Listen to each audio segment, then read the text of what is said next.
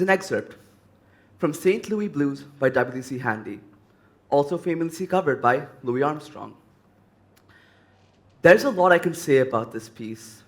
The brilliant soloing Armstrong does on the song that I can't quite do justice. The poignant lyrics. There's a lot I can say about the people who love this song. The wonderful influence it had on the blues and jazz scene, from music from Poland to Japan. But I'm not here to talk about the people who loved this song. No, I'm here to talk about the people who hated it. More specifically, the Soviet Union. You see, from the 50s to the 60s, the USSR implemented heavy restrictions on jazz music, especially by artists like Louis Armstrong and Ella Fitzgerald, labeling it Western decadence. In fact, the saxophone, the instrument I'm holding here right now, was actually banned by the USSR for most of the 20th century. However, from these intense restrictions on jazz, a brilliant and unique subculture emerged. You see, music enthusiasts would rummage through the bins of hospitals to find old X-ray sheets, and they would use them to print records, kind of like a vinyl. This was known as bone music. And when I studied this subculture, two really interesting questions came to mind. Number one, why is it that one of the most powerful countries in the world at the time was so scared of music? And number two, why is it that people would go through such lengths just to hear the latest Miles Davis album? But to understand the answer to those questions, you need to understand a little bit about me. I have always been someone concerned with the art of justice, making this world a better world for everyone in it. And when you get into this fight for a better world, you will begin to have doubts. Are the armies too strong? The bureaucracies too complex? The government's too big?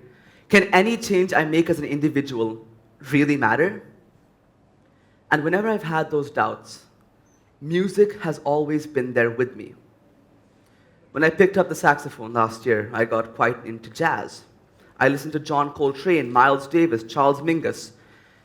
And I saw African Americans, one of the most oppressed minority groups in America at the time, make these beautiful, theoretically complex melodies that even got accepted into white America's mainstream. Jazz let music have the opportunity to ask me a fundamental question. If they can fight against all odds to make their vision heard, why can't you? I also got into Afrobeat around the same time. I listened to Nigerian artist Fela Kuti, who was arrested over 300 times by Nigerian military dictatorship, but each time he came back and continued to make music. Again, music asked me the question, if he can fight to make his vision heard, why can't you?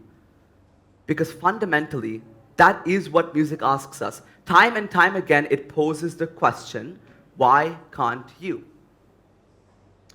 And why couldn't I? So I've been fighting for quite some time now, and I've been working for justice in all the forms I can. And after all this time, I can confidently say, I don't know the answer. I may never know the answer to making this world a better place. I don't think I'll ever be able to solve all the issues, end racism, but I know that I will continue to fight, no matter how hard it is, no matter how impossible the odds, no matter who's against me, because music will always be there with me. It's a nice thing to think about, isn't it? However, that strength, that resilience music gives us is under attack. In Bangladesh, a country not too far from ours, we've seen rock musicians getting pelted with bricks and stones until they shut down their shows. And it's worrying. It sets a dangerous implication for us. Will the strength music give me not be available to our future generations? So what can we do? As individuals, what can we do to make that change? To make music prevalent in the future? Make music that gives strength in the future? Well, you can start with speaking out. Look up policy in your country or social movements that aim to block the flow of music or the free flow of art, and speak out. We have social media for a reason. As humans, we are more connected than ever. So use your platform to speak, to propel music, to help fight for the freedom of all arts, because we need that. We need that countercultural flow. Secondly, we should open our minds and, by extension, our ears to new forms of music. Remember that art is meant to comfort the disturbed and disturb the comforted. So feel free to be disturbed, because that opens up new venues and new ways of understanding. The counterculture of today is the culture of tomorrow. So let music flow. Open your ears to new forms and try to understand them. Try to develop and grow your idea of what art means. So I end this talk hoping that all of you can understand the beauty and brilliance music gives us to fight for another better future, to fight for a future that all of us can be proud to live in. Thank you.